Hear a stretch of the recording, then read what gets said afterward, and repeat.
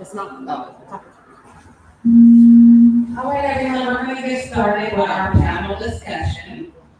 After our panel discussion, we will do the raffles. After our panel discussion,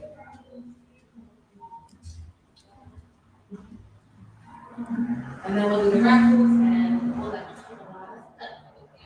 Okay. So about 2 or 3 more minutes and then we'll get started.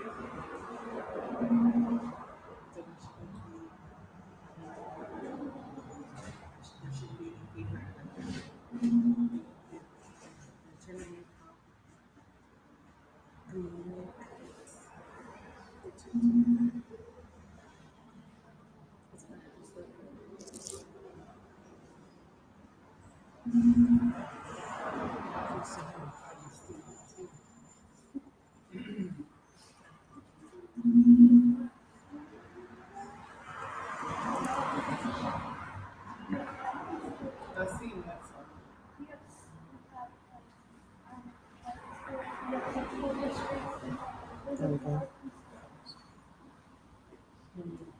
The two being together.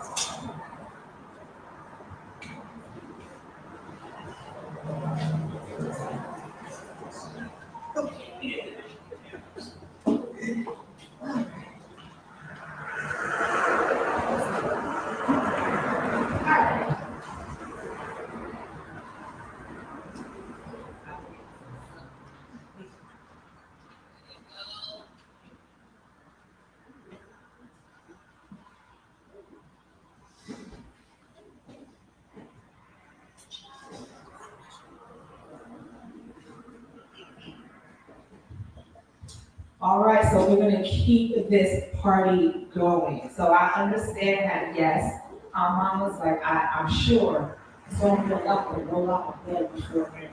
I think a lot of us who are mamas have been there, getting up to get anywhere in the morning. Listen, you have to pay me before I'm able to do that.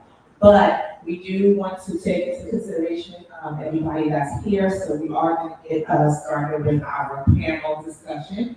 So, up on the stage Ms. Ashley does not need any introductions, but I would like to introduce Mr. Dominic Pachorio. Now, I have been talking to him all morning. I know y'all can see us just chatting it up. But Dominic is a nurse with over 18 years of experience in the neonatal and pediatric nurse space. As a nursing leader, he has led cross-functional teams in multiple service lines as well as facilitated the construction. Y'all heard that? The construction as in building, right? The construction of neonatal ICU units from multiple organizations. In addition to that, he has served as an organizational development consultant in the neonatal and pediatric inpatient areas, and strong focus on team building. Because the people that work with the people need the help, right? Team building, transition planning, and effective change management strategies. He has held senior level leadership roles in healthcare technology organizations on neonatal and pediatric health, as well as patient and family engagement. In addition to his work of being a panel speaker and podcast guest, providing insights on various topics including change management, breast or chest feeding awareness, and maternal child health equity, and just an all-around great human being. Round of applause for Mr. Dominic Pachorio, please. So although I am holding the mic, I will also be one of your speakers. Any questions that come up that seems like it gravitates towards me, I'd be more than happy to take them as well. But a reintroduction of myself, I'm Dr. Tammy Arangasola. I have a degree in biology and a master's and doctorate degree in public health with a focus on community health education and promotion, which is exactly why Ms. Ashley is also one of my favorite humans, because I am big on community, educating masses in order to help them be the best versions of themselves, which in turn builds a great community. I'm sure that there was someone that poured into Ashley that made her believe that, hey, this is something that I need to be doing. And look at God, putting her in contact with other like-minded individuals that do that. And so it's an honor for me to be here as far as one of the speakers and actually helping to moderate this conversation. So please, we are here. Anything that you kind of think about, raise your hand and we'll be glad to answer. But I want to get started with Ashley, and she can get started with what it is that she would like to just say to get the conversation going. Hi everyone again. So for the topic today, I just wanted me and Dominique and Dr. Tony to talk about the 3 things that we think is important for all of you to know about having a NICU child and or a high-risk child. So for me, my top 3 things, and I'm glad you touched on this, well, sometimes it only takes one person to pour into you. And when they do pour into you, don't ever feel like, okay, they gave me something, I don't need to ask them anything. Sometimes that's the one person you need to get over every single road on your roadmap leading to your final destination. GLO Preemies is one, if not the only nonprofit that stays with NICU and high-risk families from 0 to 18 years old. So that's an example of using us every step of the way, no matter if it's something small, transportation support, or if you need groceries in your house. We have help people also pay for their rent and homeless assistance. So whatever you need, let us know. I also have another nonprofit called Alliance for Black NICU Families, where we give out free wearable breast pumps. And we mail them out nationwide. We did over 600 breast pumps over the last 18 months.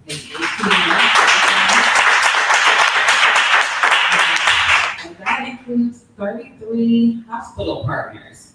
So we have Mead Medical School is connected to us as well. The major hospitals, I can't even think right now. CHOP is one of them. Rainbow Children's Hospital, I know they're in the news. for pediatric concerns. But we have been with them for the NICU for about 1.5 years now, and we have not heard any NICU concerns. So we are hoping to go and move on with them in the pediatric area as well.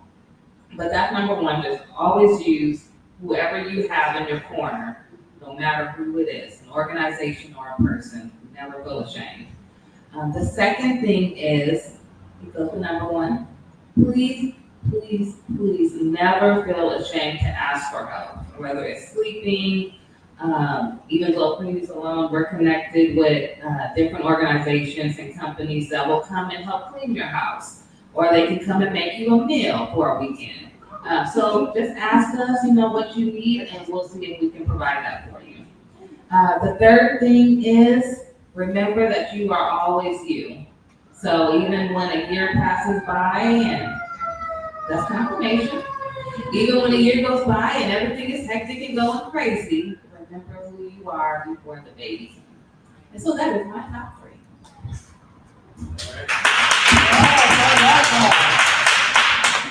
Thank you, Ms. Ashley, I appreciate it. So I think I'm gonna take a different kind of viewpoint.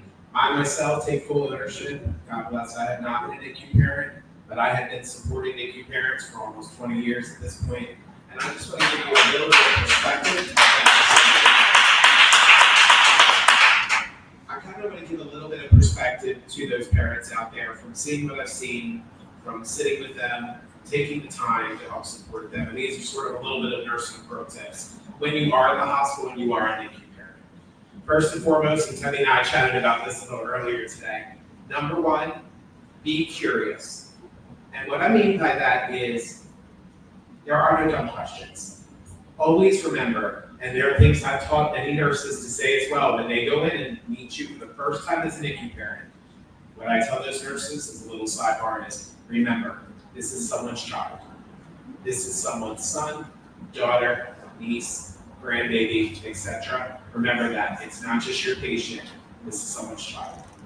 On the converse side of that, when it comes to parents, ask every question, because we want to support you in your advocacy. There is no such thing as me. There are no dumb questions. And we love Google. We know we love Google. I Google everything. And now we have AI that tells us what we should be Googling these days. Google can be your friend. Google can be your worst enemy. So again, in the chat I had earlier with Temi today, there are wonderful, wonderful support groups. There are incredible organizations like this one right here that will give you the support that you need. Some of the discussions and some of the things you'll find on Google will kind of steer you in a different direction or give you sort of misinformation. So you may have, for example, a 23-weeker, which God bless will have a long road in their NICU journey. You may see someone saying, well, my 23-weeker did this and was able to, stop a single bullet train and be able to do this and do that. Every baby's story is different. Every baby has different challenges. But remember, lean on supportive groups like GLO Preemies, lean on your family, lean on your nurses, because we are here to support you through that journey. That's kind of my second kind of piece of insight. Third thing is, let us know what you need. And that goes a little outside of just the curiosity piece, because sometimes I'm going to tell you, we talk a lot about health equity. Ashley knows that is a huge, huge passion of mine. It's health equity.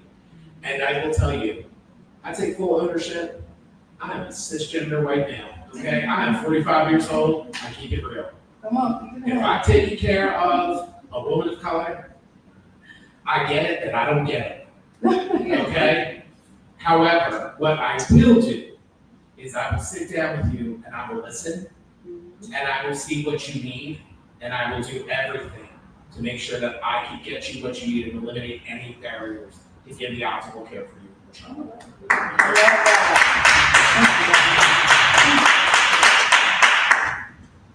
I have to follow that. So the 3 things that I can think about. So the first things first, there is such a wonderful thing as women's intuition, I have to say it. You know yourself better than anybody else. Do not doubt yourself, okay? And I'll share my story very briefly. I had a full-term baby that ended up in the NICU, all right? Let me tell y'all what had happened. I went in the week before feeling like, I would urinate and then something else would happen. And so I would be like, what's going on? I went to the ER and they took tests and they said that it tested negative for amniotic fluid. And so I quietly, meekly, it was my first child, quietly said, okay, but this still feels weird. Oh no, you gotta go home because it tested negative. I said, you guys don't want to do the test again? No, just go home. I soaked through 2 pads a day from the leakage. And finally, when my water finally broke, it had blood in it. I just figured, okay, I don't know, maybe stuff like that happens. I get to the doctor. Fast forward, I'm only a centimeter dilated. And my doctor was like, hey, you need to get this baby out. You have 102 fever, and the baby's heart rate has dropped. We need to get the baby out now. I'm crying, I'm cussing, I'm like, I didn't come here for this. And then I had to remember, and I'm gonna quote Mike Tyson ridiculously enough. The way Mike Tyson said, everybody has a plan until you get punched in the face. And that's exactly what happened. I got punched in the face by all of this, and now I'm having to have an emergency C-section. My baby stayed in the NICU for a week. Don and I discussed this baby having to be on antibiotics because my placenta was infected. Why? Because I didn't trust myself well enough to advocate for myself to say, hey, I'm not leaving this hospital because I don't feel good. So trust your gut. You are the master of your body. You know your body better than any doctor and nurse. You know better than anybody. So always trust your instincts. Always trust them and stand up for yourself. Yes. So that would be 1. 2, kind of going off of what everybody has already said, access your resources. Resources are not just, things that you can touch, tangible things you can touch. People, all the bodies, okay? Your doctor, your nurses, nonprofit organizations, your family, your friends, anybody and everybody that you have around you that you know are your village. Lean on them. This is going to be a time where you cannot be shy about asking anybody for help. I don't know if everybody here, has a whole bunch of kids, but my one, I was like, I need everybody to call my mom in New York. I called my aunt from Texas. I was like, because all y'all get down here right now, I got this baby, I don't know what's going on, I don't know what to do. I'm feeling all of these feelings. Just lean on your village. You will be so surprised sometimes at how people can show up for you. But on the other side, there are folks that are not going to show up. Don't stress yourself about those people, all right? But the ones that you know that are your support system, your village, lean on them and lean hard, all right? Because you're going to need it. Especially at the time where your hormones are trying to get readjusted, your body ain't snatched back the way you wanted it to, baby is wanting to stay up all night long, all night. That will happen, and you are tired, you are delirious. Lean on your village. Don't let nobody come and be like, oh, let me hold the baby while you know. I need you to do some dishes. I need you to make me some lunch. I need you to help me with the baby's diaper. I need you to help me wash some of these bottles. Can you do that? Yeah, that's what I need, right? Be forward, be transparent with folks with the help that you need, but lean on somebody. And lastly, and this is me coming from a place of, is a different place, non-clinical, but lean on whoever or whatever your higher calling is. I'm a woman of faith, I'm a Christian woman. Let me tell you, I prayed and prayed and prayed some more during that time. My faith is what kind of kept me going, because there are times where other people are not gonna do it, where you need to tap into a higher source, for yourself, and that can look very different for anybody. It could be the universe, it could be God, Allah, Buddha, whoever it is for you. But tap into a divine higher source for your mental and emotional well-being. And I'm just saying that as a mom who, again, I didn't have the experience of maybe, having a child way too early, but having that just minor experience of having my baby, a full-term baby, and, Dr. and I talked about this, he was nicknamed Pinky, because he was just eating, he was a big baby, and wanted to eat and was able to eat, right? Because that happens where, babies that are in the NICU, they're unable to, and they're having to, find different ways to feed the babies. So how blessed was I? But I know that that was because of my faith, my resilience, my support, and, just a constant belief that everything was going to be okay. There's a really powerful thing about our mindset and how we think and how we feel about things, and bringing them to life. So those are my 3 things.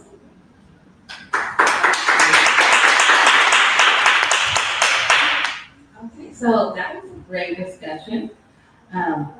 I'll echo it on my way out.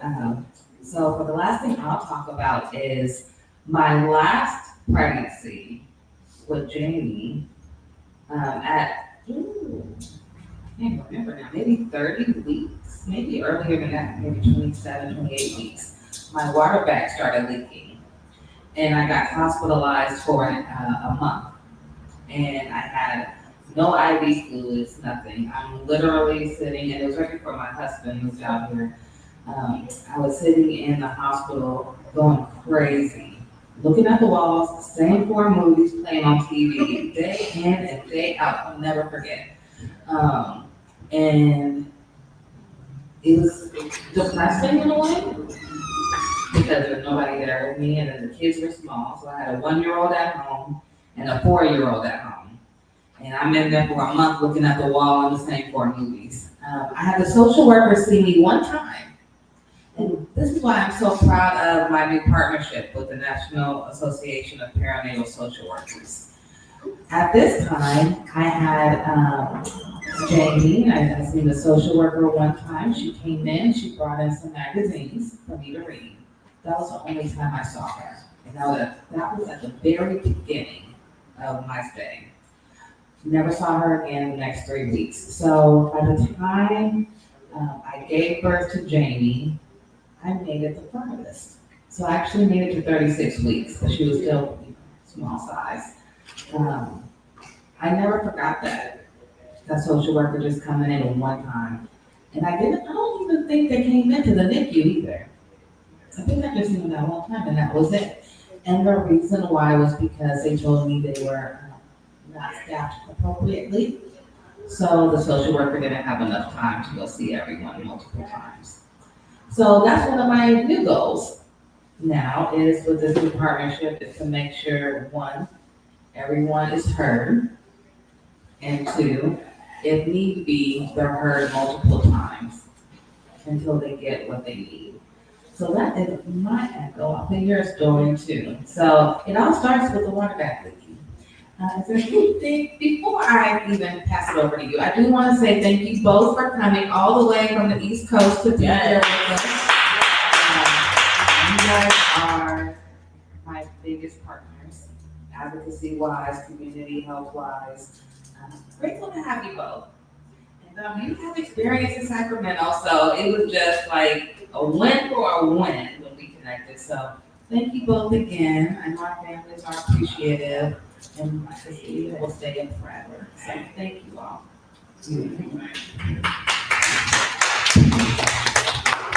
Again, I find this to be a privilege, to be quite frank. Coming all the way from the East Coast to me ain't a good thing. I said that to you before. It ain't a good thing for you actually to do this. The work that you're doing, the work that we do together to help advocate for our communities, it's a privilege. I will tell you, I'll be quite transparent with everybody out there. I haven't been in clinical practice in a few years because of just other roles that I hold right now that are kind of tackling things at a higher level, looking at things more from a community advocacy standpoint. But I will say, you never forget. It's like riding a bicycle. I will never forget the children I've held before they passed. I will never forget some of the first times where I had the baby latch, where we thought that baby was never going to breastfeed, and that is all that mama wanted. That was all she needed, just to feel like it filled her cup. Sorry, I'm getting a little emotional, I apologize, but because these are things that resonate for me, and they'll always be part of my life. The blessing of being a NICU nurse is that we're there with families through their firsts. First meet, first time they get to hold that baby, personal bias, first bath. I love baby children. I'm like one of those, trust me. I have 11 nieces and nephews, and I love baby children, which is therapeutic, and I love making babies nice and clean for parents. All of those firsts that, we have the blessing of being able to celebrate with these families. And all I hope that we can do together in our partnerships is to just help eliminate some of the barriers that these NICU parents face. Not to get too scientific, y'all, but CDC statistics, most recent, 1 in 10 births require a NICU stay. So we got about 10% stay, in the United States. So we're still seeing it. But we work together through our groups, our advocacy groups, work with your hospitals, healthcare organizations, and we'll hope to get those numbers down. But in the interim, we're going to do what we can to support all of those families.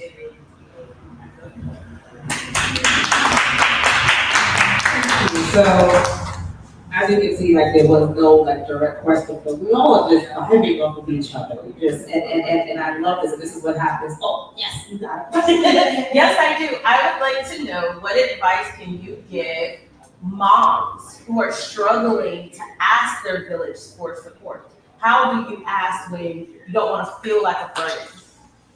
Okay, so that might be hard to answer because I know exactly where you were coming from. With my first, like I said, I had freaked out and only called my mama, and my mama came, right? Called my aunt, she came for 2 seconds. And then after that, it was just like, oh my gosh, what do I do?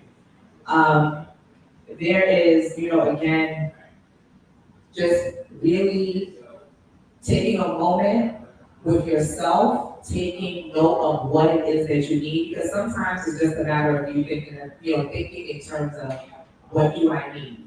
If it gets to the point where it's just like, I don't want to be a burden, make a list of the things that you need, the things that you might need help with, and then think about who you can ask when you won't feel like a burden. It's very hard to, for me to say that, but again, having a second kid, let me tell you, that second baby did something different to me. I was just like, yeah, I called everybody right before I gave birth. So this is just an example for me. Right before I gave birth to my second, I reached out to my sorors, I reached out to all of my siblings, and I reached out to the folks that they were gonna be godparents. I was just like, just a heads up. I'm gonna need this. So these are people that I have relationships with. And that's the other thing. Make sure that they are people that you have those types of relationships with. Don't call up a random person that you haven't talked to for 5, 10 years and be like, hey, I'm having a baby. I need your help. They're gonna be like, who is? I don't even have to say it on my phone. Right? So think about those people that you have those relationships with.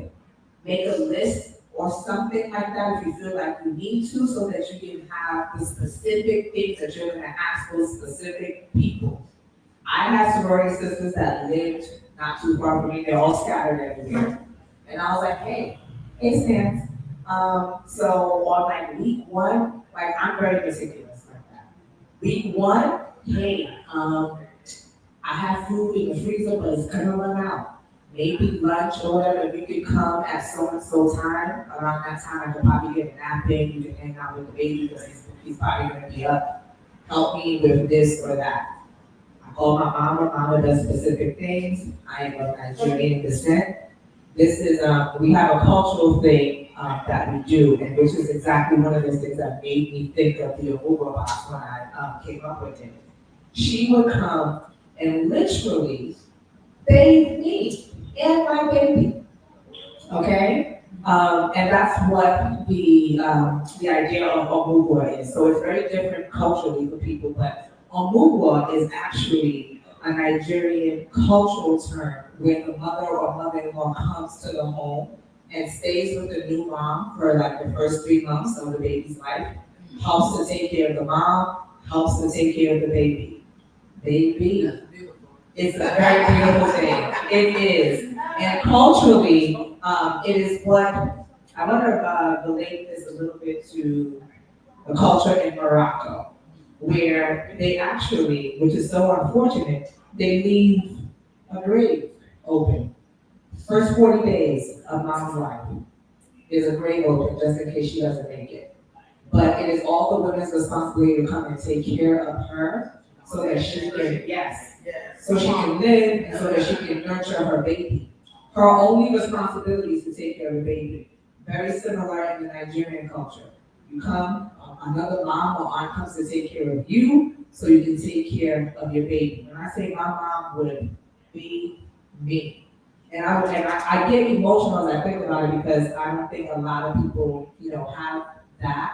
But she bathed my baby. It's so therapeutic to watch babies get bathed, isn't it? I mean, but the way Africans do it, they scrub that baby down, scrub that baby, right? And massage the baby's body, legs, limbs, stretch out the limbs, do all that. My mom would do that for the baby, and then be like, okay, your turn. And what would happen is that we would boil water, like hot water, and then after I've had a shower, she would rub me down and then press on my belly. And so culturally, emotionally, it is to press away all of the things. Everything that needs to come out, everything that hasn't come out, press on it, and also to get us that snatch. Because the whole idea is to get snatched so that you can have more babies, right? So she do that and put all the butters. So that, again, get your skin back to place, get you feeling a little bit better about yourself. And hot water, baby, on the body that you just pushed out a baby, woo, on your belly, on your back, in the vaginal area, your buttocks, everything, and then rub me down with butters. Rub me down with the rub, which is things that I put in this box. It's a menthol ointment that it just has you feeling all types of good. And then literally, I'm passed out snoring next to my brand new baby. Because we both have had a wonderful bath. And we both feel good. And now we're sleeping peacefully. And but again, that's culture, right? That's injected into my village and who I reached out to. Find that person for you. That person that it's not going to do anything to them to do things like that for you. It's hard sometimes because, everybody has stuff going on these days, right? Like, everybody got stuff to do. Like, I got 2 jobs and a business. I left 2 kids at home and I flew out here to be with Ashley. They don't call me all the time. So I'm like, why didn't you bring us? No, no. No, it's not that kind of party. But I have my sister. She lives 1 minute away from me. Like, so she is literally my number 2. If anything that I absolutely need, even when she wasn't a minute away from me, when she was an hour away from me, she would come and she would stay in my house with me to help me when my mom wasn't there. So I'm the first of 5, so I have a lot of siblings, but only 2 of them who's willing to do anything. But know who those people are. Like, I'm not gonna hit up my 3rd sister and be like, hey, come help me. She ain't coming. She's not, right? And that's my sister, right? So know who those people are in your life. You're not going to be a burden to them. If they love you and they haven't shown up for you up until this point, they're going to show up at this point too. So, that's just, I don't know if I answered your question. Yes, actually, it was a question, just a general question for all the people out there who are too afraid to ask that question. So.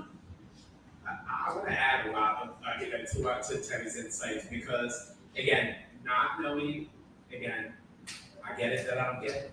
But another part of it is for someone, anyone that deals with any health issue, having challenges, again, having a baby is hard, okay?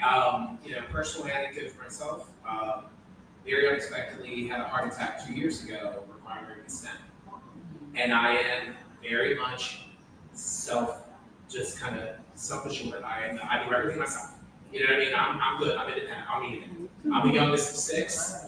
And I can tell you, it's the same thing when you hit it nail on the head when you're like, oh, I'm not calling you. Oh, I know I'm not. So I have been. But the thing is, and I was the same way coming home. It was, no, I got this. I can do this myself. I can do everything myself. And I say this for everyone. When we are the controller, or we are the one who is the independent one, we have a really, really hard time showing some vulnerability. And I'm going to use that term, vulnerability. Because we are the ones who are running around doing everything for everybody else. We're the ones that are running in, and I say this because I'm a nurse at work and I'm a nurse at home. We're just caregivers. It's just what it is. It's in the DNA. And I had to let that go. And I had to take ownership and leave my own baggage at the door and say, I need help.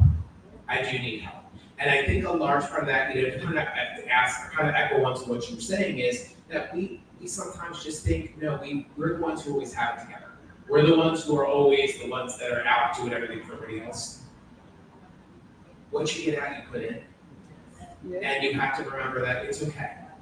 Show it some time to say, okay, I have it, this time I don't have it. It's all right.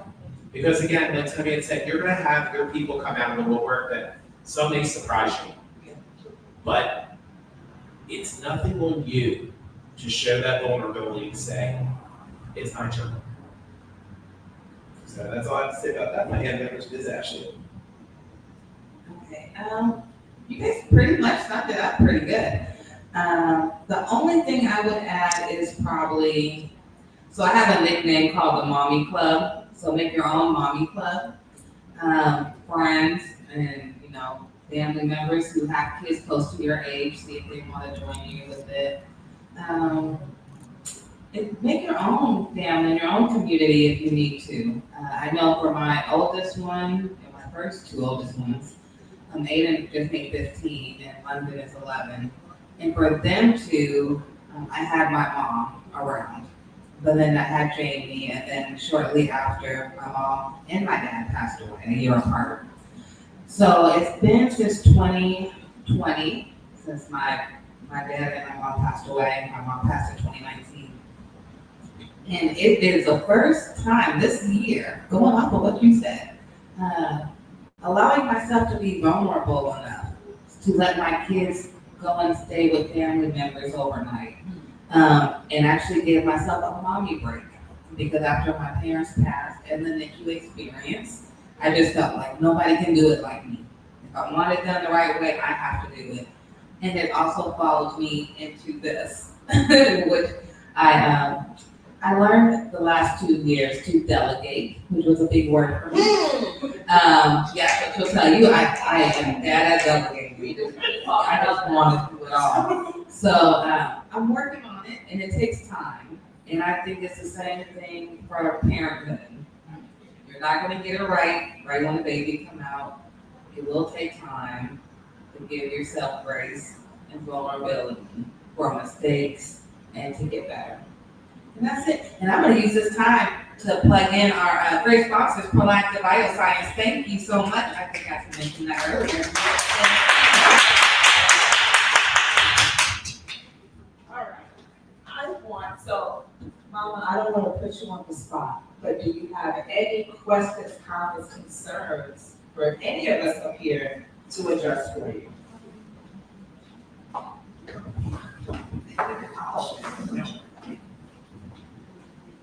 I don't know how to put it in words, but when it comes to like frustration or something like that, or trying to deal with a lot of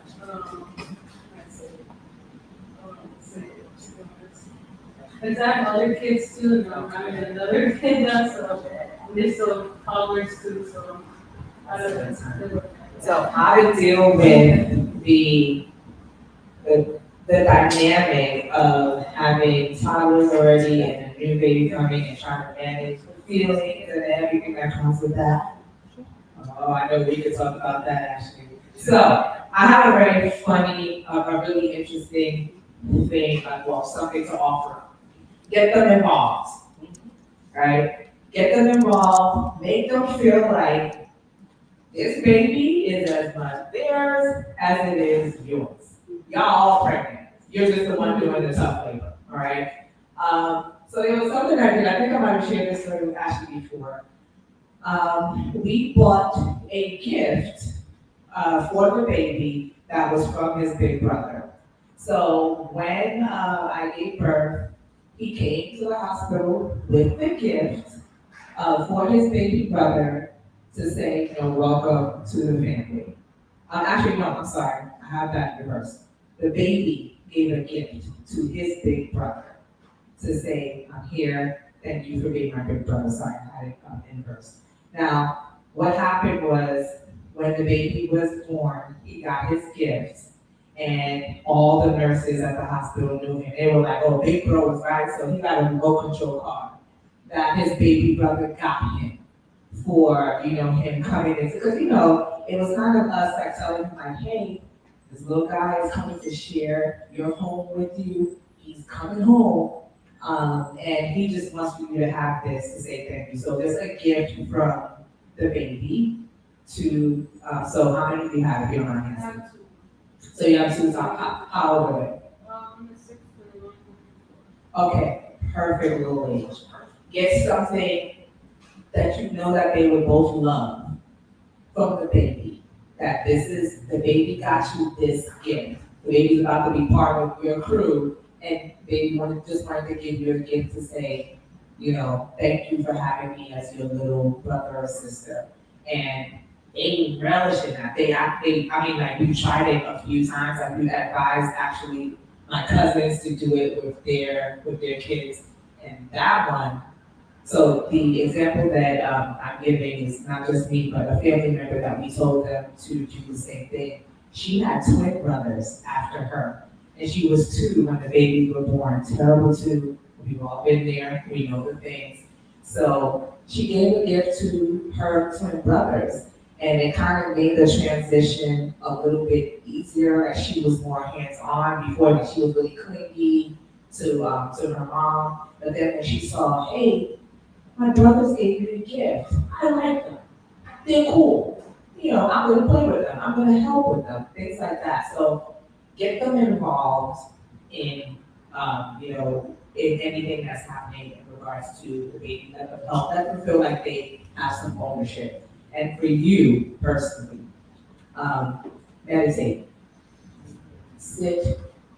I know it's hard with little kids running around. Find a moment, if you gotta sit in your closet, if you gotta lock the bathroom door for like 2 minutes and just sit in stillness, take some deep breaths. Mindfulness, if you've ever taken a mindfulness training, please take it, it will change your life. Just knowing how to just take deep breaths, letting, you know, taking in all the positivity, letting out any anxiety that you might be feeling. Do it just for a minute, literally a minute, you will feel so much better. Find those moments for yourself and then incorporate the, you know, something that connects the baby to their older siblings. So that's always worked, like giving the gift. Now I will say, we gave the gift to my first son, and then when it was time to go home, we were like, oh, like, do you want to go home with the baby? He was like, no, I just want to take the toy home. So that might happen too, where they're more interested in the toy than they are with the baby. But they do eventually come around when they make that connection, like, oh, my little brother or sister gave me this gift. I'll try my best to be cool with them. You got something, Ashley? Really fast. So I had 2 under 2, newborn 1-year-old, and then we had a 4-year-old at home. So, I I do not miss those days at all. There were times for like 2 or 3 years where me and my husband, we would sit there and both change the kids at the same time. So London, you lay down, Jamie, you lay down. Aiden, go get 2 diapers and the wipes. We're changing them at the same time. As years have passed, I am more on this type of schedule. So I'm gonna tell you my schedule of what I do now that my kids are older, and then you make it work for whatever works for you. So for me, because I have like 12 titles and all these different jobs I do, I get up at 3 o'clock in the morning every day. I get up at 3 in the morning. That gives me 1 hour of me time. That's the only time I probably can eat. I drink some coffee. I get on YouTube, bit for the day, and play around before I have to actually get everything going. Around that time, I usually have to wake up my husband, help him get ready, off to work. If it's school time, that's the time I start getting the kids ready. After that, it's close to 6 o'clock. Give them baths the night before, so they don't have to do so much in the morning. While they're in the showers and getting baths, you know, as one's coming out, you go get your breakfast. Another one coming out, go get your breakfast. And making it almost like a schedule for them. And everybody knows where they're supposed to be by a certain time. Make dinner, certain time frame for yourself. If you want to be laying down or sitting down on the couch by 6 and say, okay, I'm gonna start cooking at 3, 4 o'clock. By the time the kids get home, or everyone's starting to say, I'm hungry, the food's already done. Go get your food, go sit down. Now you got time for another mommy break. You enjoy all your mommy breaks you can, even if it's just 15 minutes. I don't care if it's to read a book, go throw in laundry, just to go outside and take a breath of fresh air, because sometimes we forget. But at least start with at least 15 minutes a day and then work your way up. And if you do it more than once a day, amazing. Cannot stress enough about bedtimes and also about getting them a specific job for them to do. So my 2 oldest, the 2 girls, they want another sibling, but we're not gonna give them one. But we're thinking about foster kids. So what we have done was we went and bought a baby alive doll, or one of the real looking dolls that look real. And the girl's job right now is to take care of that baby. So they make sure they know how to swaddle already. They know how to put on a diaper and wipes already, and they take care of that baby like it's theirs. Probably better than I did with them. But it's practice, and if we ever did get a real one, I am 100% okay. Because they have to practice now, including the dog. The dog even knows not to jump on the baby doll. So, practice early, whatever works for your family, just do the best for you, and know that there's no parenting book that is perfect. The only one that is perfect is you, and that's all they care about is you in their eyes. One thing I'll say is I'll throw some NICU wisdom in there. That's it. If you got a baby there, bring the siblings. So meaning that don't isolate. I know there's the fear, sometimes there is a time when if the baby comes a lot early to the party, you may not want them there at the beginning, but when things are kind of, taking a good course, get the siblings engaged, get them to know their little brother and sister. I think gifting that Tevye had shared was there. I went to look at my phone just because I wanted to pull up a book title. There are a lot of good books too for that can be read at the bedside and have the siblings read to baby brother or baby sister. There's one called Welcome to the NICU, which is over here on the back of the table. There's also one called It's a NICU World, written by a dear friend of mine who is a NICU mom, and they help kind of break through some of the beeps and the loops and the other things that you're going to see in the NICU, and it helps the kids understand. But again, feel free to bring them and help them have that connection and that bond before the baby goes home. And there are some hospitals that actually have what are called child life recreational therapists that actually will take away the kids give you a little bit of a minute and do some activities with the siblings. So I will say we do that. I'm going to plug one of my home hospitals that I spent many years at Johns Hopkins in Baltimore. My family is there. I spent a large part of my career there.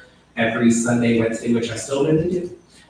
They do sibling visitation times where the therapist will come in and take the little ones away for activities just for a bit so that the parents can have some time with their baby and NICU. So couldn't say enough though about all the other insights that these lovely women have already shared.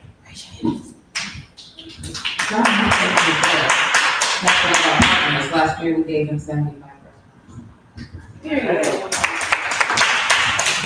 So was that helpful? Yes. Okay. I mean, you know what, it's a lot and we figure it out as we go along. So like, and that's exactly what we're doing. Just like Ashley said, I think that book, What to Expect When You're Expecting, I got through like the first 2 chapters and I was just like, you know what, let me just see if I can wing this about myself, right? Okay, Rocky.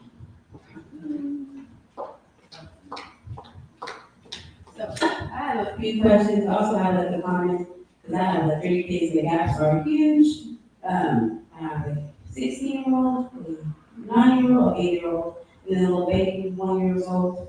Like they said, keep the kids involved. You know what I'm saying? So my son's in on the game, just on the game, here's your brother. Now he over there thinking he's playing the game. Like, you know what I'm saying, my daughter, you just sitting there doing nothing, here's your brother. So they all engage together, and they all are very like, where's Tommy? Where's Tommy? Unless my son in the game. So other than that, it's gonna fall in place, and it's gonna work out. But like they said, but I love to let them about, let them know that they're responsible too. This is all of our baby. It's not just mine. We are a group in this thing, and it'll all work itself out. Because my son being a little headphones, one that are controlling me to sit there, like he doing something, doing nothing. But he think he is just watching his brother, and they learn too. To help the oldest also know, like, hey, your brother's watching you, your sister's watching you, move accordingly, and also helps them be more responsible because that was someone else looking up to them. So, yeah, good job for me. Anyway, so my question is, so I've had 3 children. I breastfed, tried to breastfeed them all. One was like 6 months, one was like 3 months. This guy, he about 18 months. How I get him off? I've been there. He sort of, he's coming, he used to not be aggressive. Be patient, I get about it, and I'm like, boom. He's like, now joking, guys. He's like, hey, come on. He is becoming aggressive, and these are mine. So I want him back. How do I get my goodies back from this little boy? I mean, I have more questions. Okay, wait. Ask the next one just. Ask one more time. Yes. Okay, my next one, I know you said the NICU goes from birth to 18 years old. Now, is that because the development, or just because of the support, because of what the mom has to go through from the beginning? That's one too. The other one I forgot, just I give that to you. All right, so hope y'all took note of those 2 questions. All right, so I will, since I'm holding, right, get them off the boom. Yeah. All right, so here is what I did. I'm sure Ashley will have her own. I breastfed my second, exclusively breastfed, pumped, all that stuff, what a blessing, and after that I had constant formula. So homeboy was also very, very aggressive. But what I started to do at the point that I wanted to wean him by his first birthday. I wanted to put away all of the bottles, all of the everything, and have him be a big boy. I started those times that I would actually nurse, I just shove a bottle in there. But I started putting it into the cups where he has, like, he can hold it with his own hands, where it's not a bottle, where it's like synonymous with being a baby and being, so it's kind of doing things to say, okay, you're a big boy now. Or you're big now, it's time to do this. So those times where I would nurse, I started to substitute with a sippy cup. And you continue to do that as much as possible where they are realizing that, oh, when it's time to eat, this is what I'm getting.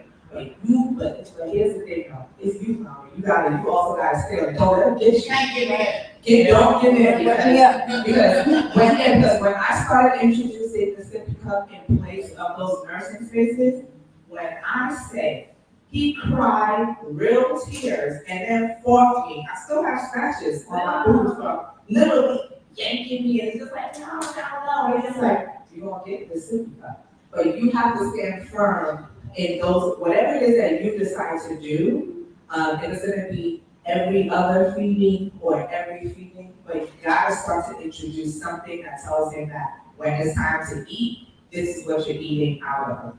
And you gotta be firm in it. Because when you start to be, lollygagging and he could pull you and he could do it, and you just give in, he is going to be like, yeah, she was out here playing. I'm gonna go ahead and like, when I feel like it, let it go. Okay? So find out, what it is that you want to do to substitute for those feeding times. Do it and be firm with it, and then just continue to do it. And little by little, he'll realize that this is how he's gonna be feeding. But it can be hard, because you said 18 months. It's like a pacifier. Oh, yeah. You gotta start now, he's gonna be feeding him until he's 5. He going into kindergarten.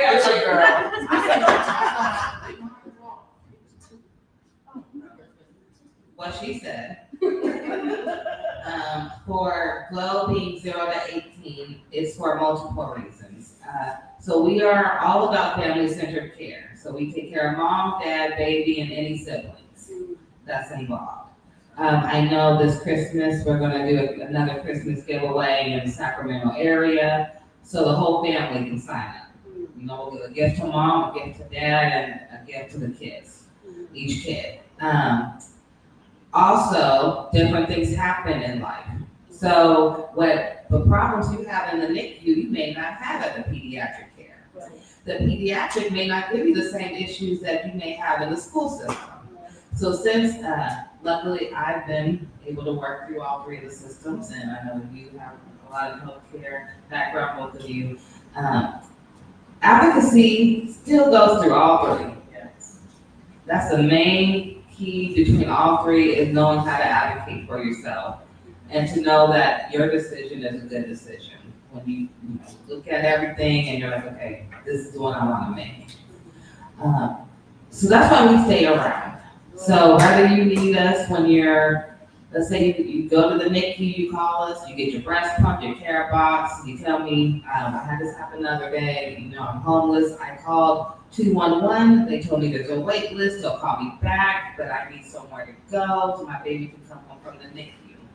If you have the funding available, I will provide you a hotel voucher or funds for you to go get you a hotel until you find somewhere else. Or if you find a place and you need help with moving in and the moving costs, we will help with that.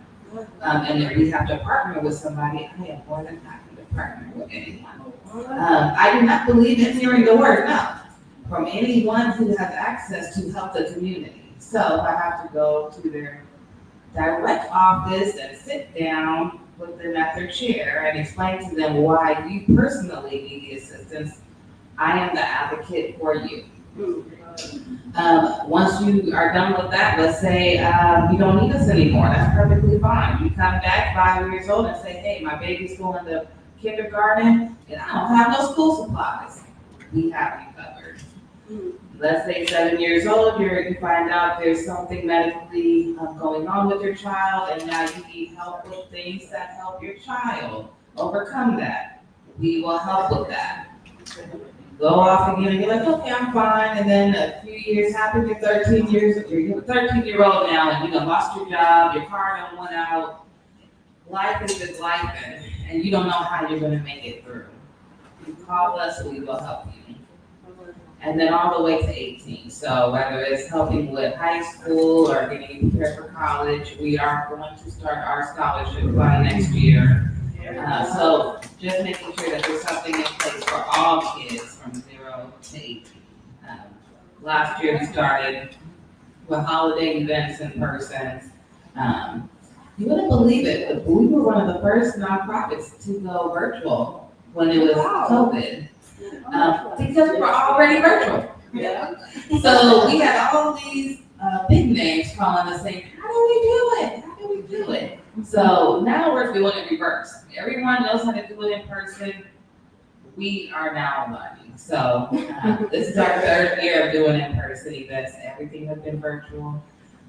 But it's to get the mission and the word across. So whatever you need, little or small, whether for you or for the baby or the siblings, we have you ready. So that means a hotel voucher for the mom for some me time? As long as we have funding, we will absolutely get it. But we have to have funding in place. And I stress that Okay. because we get funding for so many different projects and so many different programs. So just because we may have a lot of money in one bucket, Right. we may not have a lot of funding in another bucket. And what I'm really trying to work on in Sacramento is working with the mayor and the community leaders here. There was one partnership we would have had, it would have had a whole hotel building Wow. that we could have been able to tap into whenever needed. But that fell through because they lost their contract with the city before it even got started. Oh, man. Yeah, they literally just did the plan and then it fell through.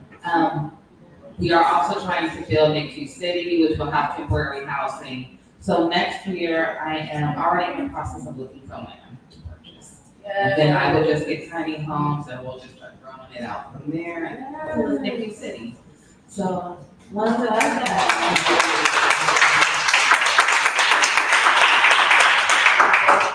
One step at a time. I'm a girl with a plan. Need someone to help you with a plan. I'm always available. I get 4 hours of sleep, so I'll be around. I love that. I don't know if I can top that, but for lactating question, I'm gonna tell you right now, 18 months, I'm gonna quote the movie 300, hold the line. Okay? Yes, hold the line, mama, hold the line. That's it. A little back in you. And reward them, it doesn't need to be like buy them a new Escalade or a Lexus, but act like they won the Nobel Prize, and they took that company, okay? And that's me again, knowing that. In terms of 0 to 20 or 0 to 18 with pediatrics, just give like a clinical background, I will tell you a small little story. My first NICU reunion I had in Baltimore, because that's where I started my nursing journey in Hopkins in Baltimore. I remember seeing mom and seeing the daughter I took care of for a good 6 to 9 months. A lot of those children, to give you a little bit of color, especially if they come very early, have a lot of medical complexities. So they require a lot of follow-up after the NICU. I love the stories when, yes, they just needed to learn how to grow and thrive, but that's not always the case. They have surgeries, they have special needs, they have to see neurologists, cardiologists, you name it.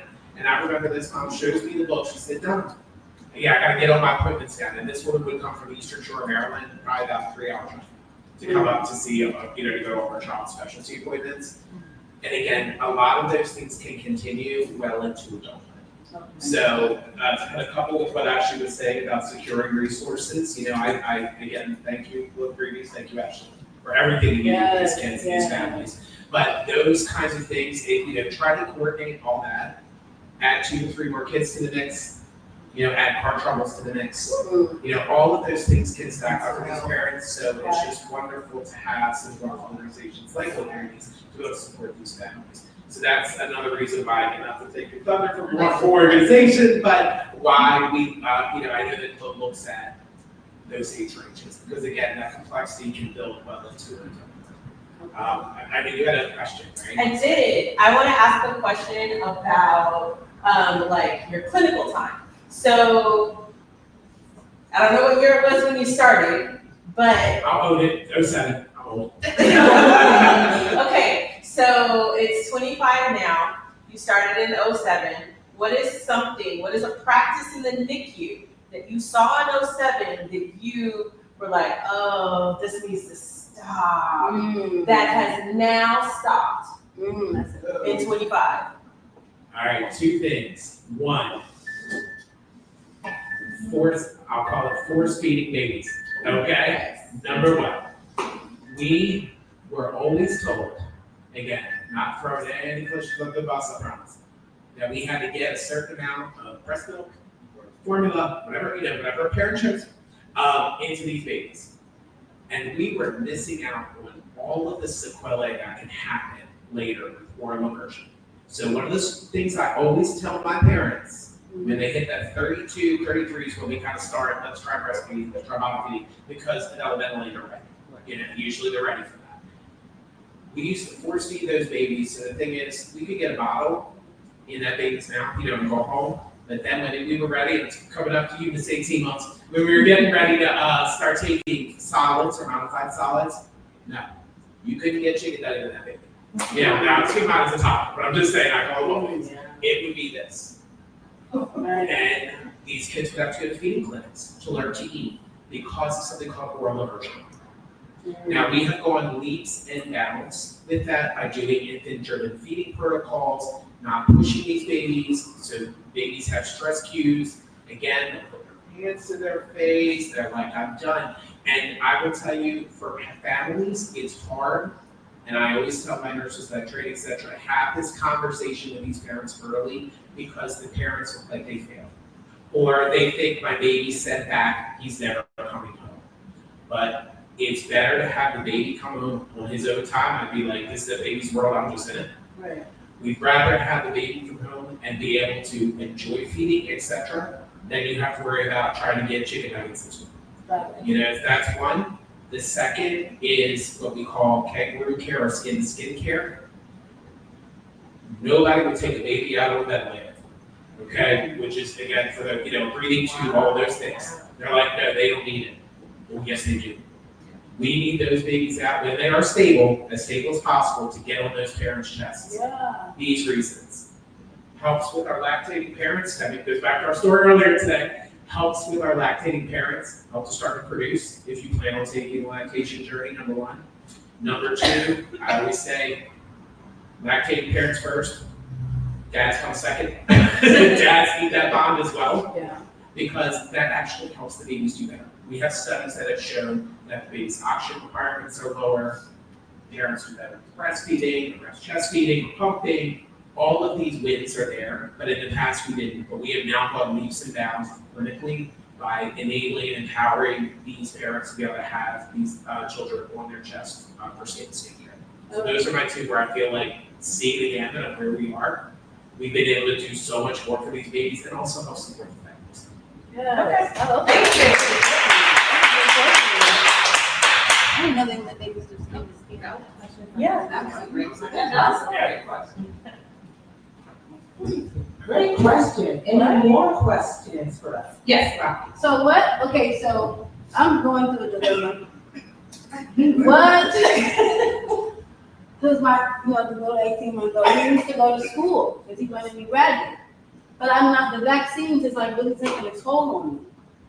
Like, what are you guys' thoughts on vaccination? Vaccinations taking a toll on you, as in how That's many you what have I'm to wanting do, to do. or Like, you what, don't like, have is there to really get that. a benefit though, outside of them going to school? Like, does that really help them? Is it, because my daughter, when she transferred schools, they was like, where are shot records at? So we was all that fortunate, I didn't have to worry about all that anyways. So I gave them the record. I'm like, well, she's a sophomore. This is her shot record. Like, how is she in school, but she don't really got no shots? I'm just like, I don't know, God, because I don't like them, And then when I had to get my son, he had a whole 10%. And he was a little different. He's not the same. All right, so I know you definitely can talk about this. Yeah. I'm definitely gonna say something about this as a person with, just being in the public health space and at least in the maternal health space with working with kids. I understand your anxiety about foreign substances going into your child's body and what that might do to your child. I totally understand. But the word I'm gonna tell you today is science, all right? People have been clinically trained for years to do this work, and it works, sis, all right? Let me give you a random thought. When's the last time you've seen a kid with chicken pox? I got chickenpox when I got the shot.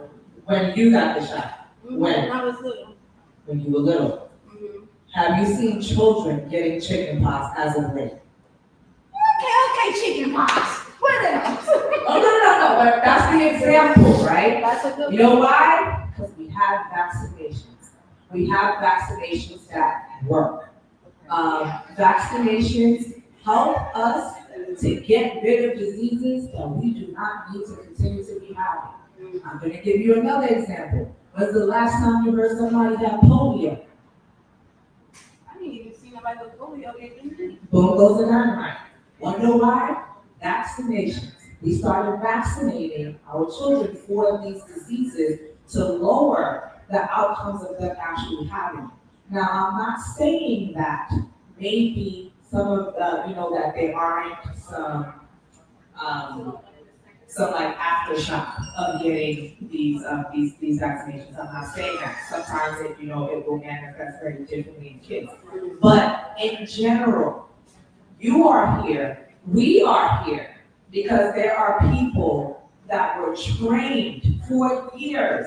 Man, I went to school for a long time to be able to tell you what I'm telling you, right? I've done a lot of research. I've gone through it. I know doctors that have done the research. They have gone through it. They've vaccinated their kids and all that. So like my sister is just like you. She has a lot of anxiety about getting any type of vaccinations. I remember when COVID vaccines came out, people were really up in arms about doing it. I had to do it because I work with people and I was mandated to have to get it. Me too. I was a little like, oh, is it gonna metabolize? Is it gonna metabolize? What is it gonna do? I get that. But please believe in the science.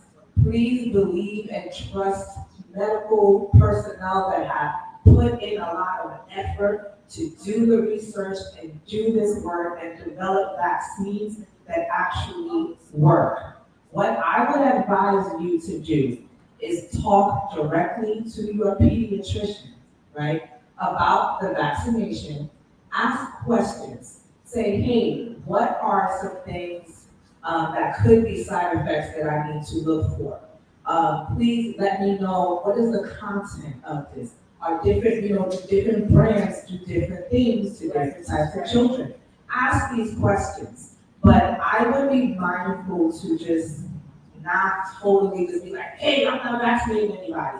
These things work, sis. They do, and I know that coming from, I understand this, I teach this a lot. As an African American woman, I know that we have a distrust in the medical system. Let's keep it real, okay? I know we have a genuine distrust in a system that has failed us a lot in the past.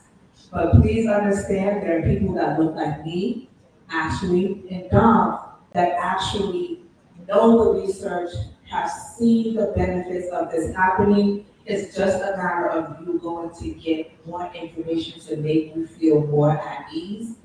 Ask questions. But I would be mindful to just do not put your children in a situation where they are just exposed for no reason.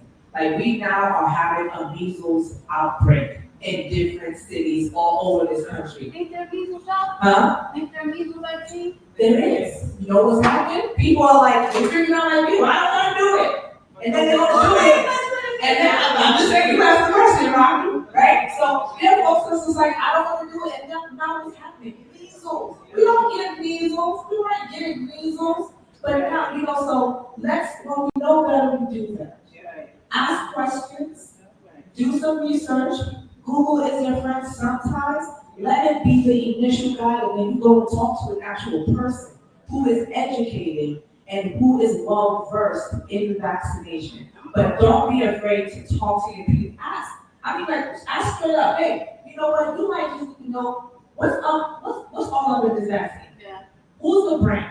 Okay. What is the research on outcomes or on side effects? Ask.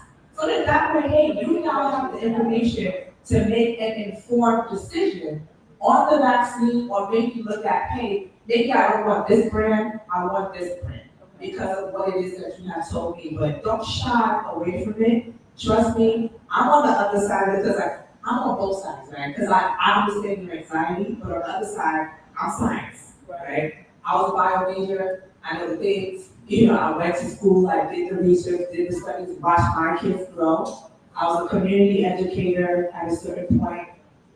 I was asked to go and talk about the HPV vaccine, Gardasil. I was working in the Bronx. They told me to go and tell Black and Hispanic women to go and get that vaccine. I told my boss straight up, I said, listen here. Maria ain't trying to take no vaccine that doesn't have any research backing it, okay? This thing hasn't been out long enough for them to be confident. And so we have to find a different play for it, because I understood the anxiety on the other side.